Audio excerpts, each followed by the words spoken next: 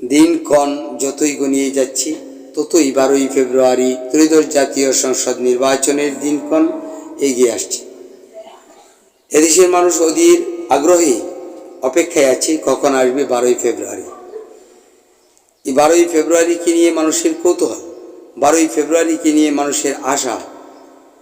দীর্ঘ 1.5 দশক ধরে যখন তারা ভোটে যেতে পারেনি, কিংবা ডামি নির্বাচন কিংবা জোর দখল, জোরপূর্বক বল প্রয়োগকৃত নির্বাচন, সেগুলিতে মানুষ আগ্রহ হারিয়ে ফেলেছিল।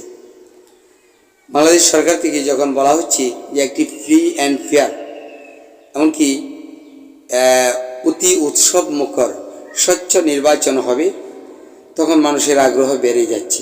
এমনকি সেই আগ্রহ বেড়ে মানুষের মনে অদ্য আশার প্রদীপ জ্বলছে কখন 12ই ফেব্রুয়ারি আসবে আর নির্বাচনে গিয়ে তারা ভোট দেবে।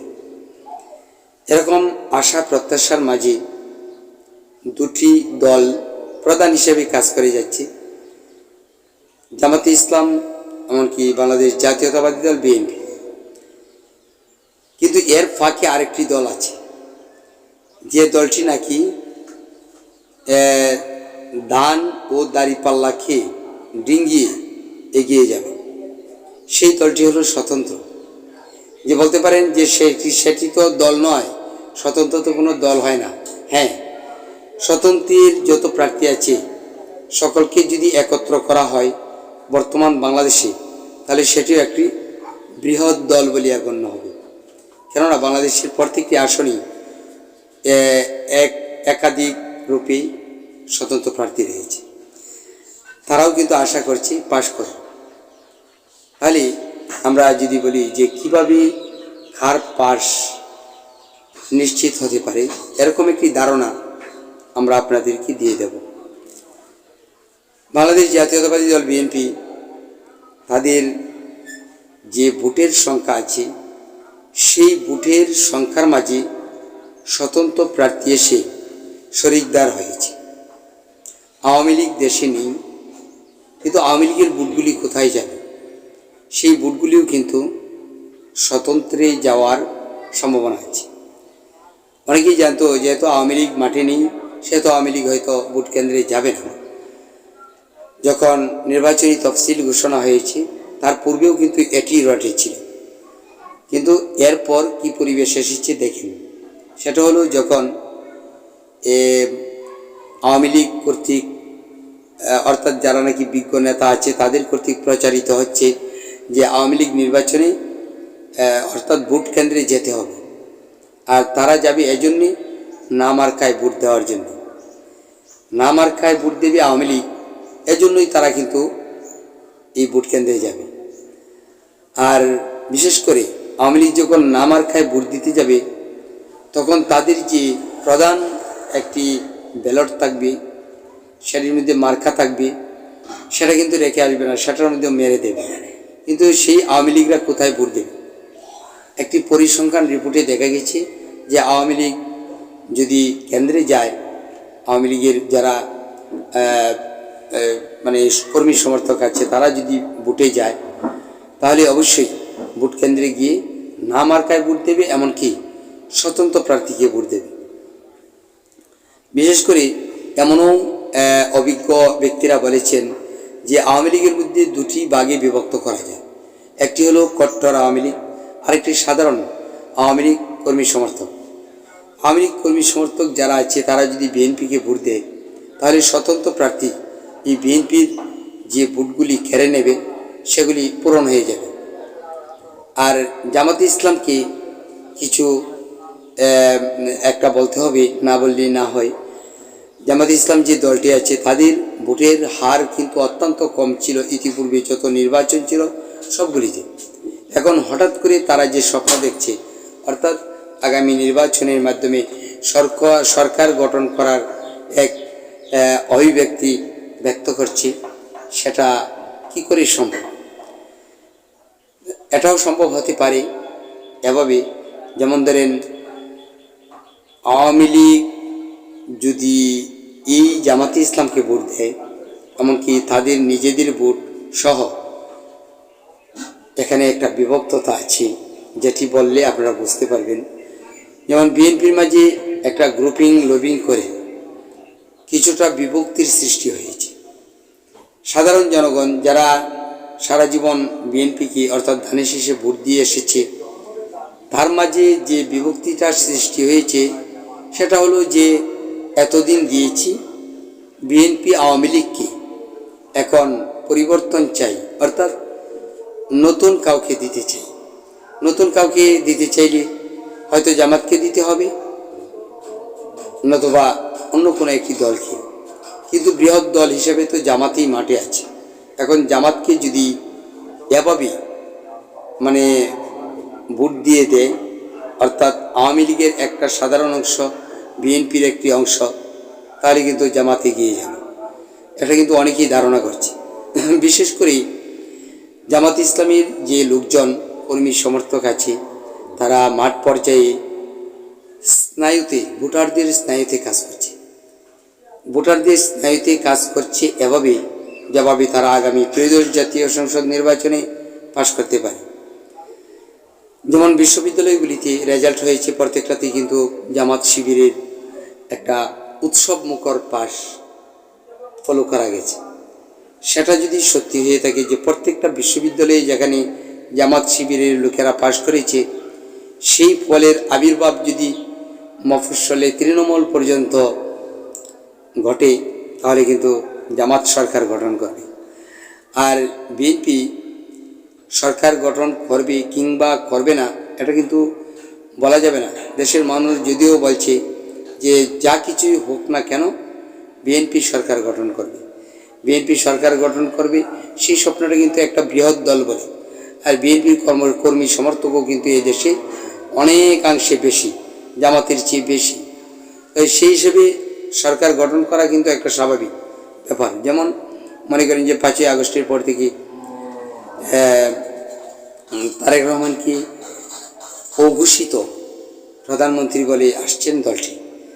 তিনি দলের লোকেরা তিনি কি এটাও বলতেছেন যে তিনি এখন শুধু ঘোষণার বাকি রয়েছে, অথচ তিনি প্রধানমন্ত্রী।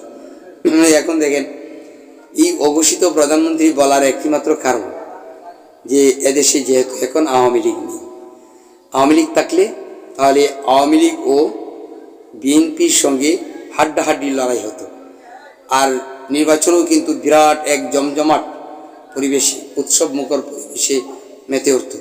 মফস্বল থেকে ধরে তৃণমূল থেকে ধরে একবারে নগর মহানগর পর্যন্ত এতদিন দেখতেন যে তাদের যে একটা হাড্ডাহাড্ডি লড়াইয়ের ভাব, সেটা মানুষকে আনন্দ দিত।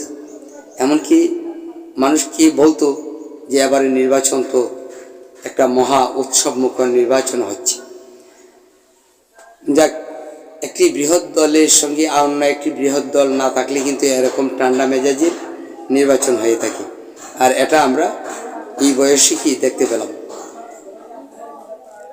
বাংলাদেশ জাতীয়তাবাদী দল বিএনপিতে নির্বাচনের পূর্ব মুহূর্তে যে পদক্ষেপ নেওয়া হয়েছে, তার মধ্যে অন্যতম হল কমিটি গঠন।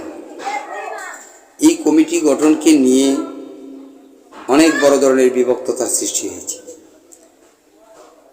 দলটির মাঝে অনেক গ্রুপিং লবিং ছিল। কোনো কোনো এলাকায় 5টি থেকে 7টি করে গ্রুপ ছিল। তার মধ্যে কেউ কেউ আছে যে 5ই আগস্টের পূর্বে খুব ভালো কাজ করেছে, আওয়ামী ফ্যাসিবাদের বিরুদ্ধে লড়াই করেছে, রাজপথে রয়েছে, শত শত রূপে মামলা খেয়েছে। আর কেউ আছে যে এই দেশে কী হয়েছে সেটা জানি না, অথচ হঠাৎ করে এসে ওই লারুকলা দখল করে নিয়েছে। এরকমও কিন্তু অনেক প্রার্থী আছে, প্রার্থীর বিপরীতে যারা নাকি গ্রুপ আছে তারা বলছে, অর্থাৎ যারা নাকি 5ই আগস্টের পূর্বে রাজপথে ছিল না, তারা কিভাবে এখন প্রার্থিতা পায়? তাহলে ত্যাগীদের মূল্যায়ন কোথায় করা হলো? অথচ দলটি শুরু থেকেই বলে আসছে যে ত্যাগীদের মূল্যায়ন করা হবে। আর এরকম দ্বন্দ্বে আপনাদের চোখের সামনে অনেকগুলি গ্রুপে পরিণত হয়েছে। তার মধ্যে থেকেই অনেকেই আছে স্বতন্ত্র রূপে দাঁড়িয়েছে, আবার অন্য কেউ তাকে সাহায্য করছে। কোনো কোনো জায়গায় আছে 5 জন প্রার্থী, একজন হলো বিএনপির মূল প্রার্থী যে নাকি ধানের শীষ পেয়েছে, অন্য 4 জন তার বিরুদ্ধে স্বতন্ত্র হয়ে দাঁড়িয়ে, একজনকে দাঁড়িয়ে অন্য সকলে তাকে সাহায্য করছে। তো এখানে কিন্তু বিএনপির একটা পরাজয়ের লক্ষণ ফুটে উঠেছে। আর এই পরাজয়টা যদি মনে করেন দুভাবে মানে হতে পারে। এর মধ্যে একটি হলো যে স্বতন্ত্র প্রার্থী যেখানে আছে সেখানে দলের একটি সমৃদ্ধ অংশ তাদের পক্ষে চলে যাবে, যারা নাকি ত্যাগী, এমনকি যারা বিবেচনা করে দেখছে যে আমরা ত্যাগীদের পাশে আছি, তাদের সাথে চলে যাবে। আর যারা নাকি আওয়ামী লীগ আছে তারাও চাইবে যে আমরা জামাত বিএনপিকে কখনো ভোট দেব না, বরং এই স্বতন্ত্রে দিয়ে দেব। এরকম একটা যে মনোভাব অদ্য কিন্তু মফস্বলে তৃণমূলে ফুটে উঠেছে। তো তৃণমূলে যে বিষয়টা ফুটে ওঠে সেটা কিন্তু একবারে তৃণমূলেই থেকে যায় না, ছড়িয়ে ছিটিয়ে যায়। আমরা বিভিন্ন ধরনের পরিসংখ্যান রিপোর্ট করে দেখছি যে এরকম একটা পরিবেশ হয়েছে যেখানে এই বাংলাদেশে স্বতন্ত্র প্রার্থীরা, অর্থাৎ বিএনপির একটি অংশ স্বতন্ত্র প্রার্থী, হয়তো স্বতন্ত্র প্রার্থী জয়লাভ করবে, নতুবা এরকম কেউ হতে পারে যে এই প্রার্থীটাই বিএনপির পরাজয়ের কারণ হয়ে দাঁড়াবে। তাহলে এদেশের যে আগামী নির্বাচনের হাওয়া, সেটা কিন্তু অন্যান্য বছরের যে নির্বাচনী হাওয়া তার চেয়ে অনেকটাই উলটপালট হবে। অর্থাৎ পেশিবাদের আমল ব্যতীত পূর্বের যে নির্বাচনী হাওয়া সেটা থেকে উলটপালট হবে। যেখানে বিএনপি দেখতেন যে আমাদের জয় নিশ্চিত, এখন দেখছেন জয় নিশ্চিত, কিন্তু এরকম হতে পারে যে এই স্বতন্ত্র প্রার্থীদের জন্য তাদের অনেক অনেক প্রার্থীর পরাজয় করতে পারে। এই পরাজয় ঘটার আরও কিছু কারণ আছে, সেটা হলো যে আওয়ামী লীগ মাঠে না থাকায়। আওয়ামী লীগ মাঠে যদি থাকতো তাহলে সাধারণ মফস্বলে যে স্বতন্ত্র প্রার্থীর সংখ্যা বেড়ে যাচ্ছে, এমনকি যে হারে দাঁড়িয়েছে সেই হারে কিন্তু দাঁড়াতো না, বরং তারা সতর্ক থাকতো যে আমার দলকে পাশ করাতে হবে। আর তারা এটাও করতো যে আওয়ামী লীগ যেখানে আছে সেখানে স্বতন্ত্র প্রার্থী হলে বিএনপির ভোট যেমন কমবে তেমনি বিএনপি ফেল করবে, এমনকি সে নিজেও ফেল করবে, আওয়ামী লীগ জয়লাভ করবে। এই বিবিধ কারণে কিন্তু তখন স্বতন্ত্র প্রার্থী খুবই কম থাকতো, আর বিশেষ করে বিএনপির জয় একটু বেশি হয়ে থাকতো। আর আগামীতে যে বিএনপি সেই অনুপাতে জয়লাভ করবে সেটা নাও হতে পারে, কারণ আমরা দেখেছি যে কোনো কোনো আসন আছে যেখানে বিএনপির প্রার্থীর চেয়েও বেশি ত্যাগী, বেশি স্বনামধন্য, বেশি কর্মী সমর্থকের অধিকারী স্বতন্ত্র প্রার্থী, যাদের প্রতি জনগণের অগাধ ভালোবাসা রয়েছে। তারা যদি জনগণের ভালোবাসাকে ধরে রেখে এগিয়ে যায় তাহলে সেখানে কিন্তু বিএনপির যে প্রার্থী আছে তারা নিশ্চিত ফেল করে বসবে।